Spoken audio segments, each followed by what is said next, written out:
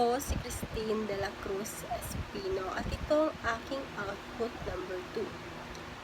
Pag-aalis ng batas na nagbabawal sa mga tradisyonal na disiplina. Para sa akin, ang pamamalo ay isang anyo ng pag-aabuso na maaaring magkaroon ng negatibong epekto sa kalusugan ng mga bata.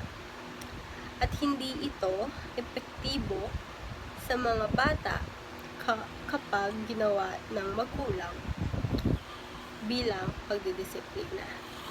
Ito ay para sa akin lamang.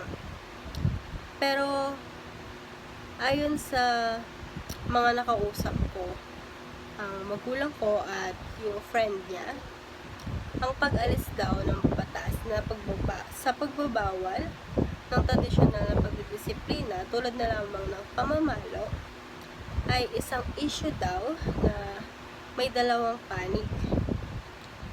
May mga tao kasing naniniwala na ang magulang ay may karapatan na disiplinahin ng kanilang anak sa paraan na nakikita nilang tama. At para sa kanila, ang mga batas na ito ay nakakasagabal sa kalayaan ng pamilya nila. Sa kabilang banda naman, may mga tao naniniwala na ang pamamalo ay isang anyo ng pang-aabuso sa mga bata at hindi na dapat pahintulutan. Gaya na lamang sa akin, nakikita ko na ang pamamalo ay isang pang-aabuso sa mga bata.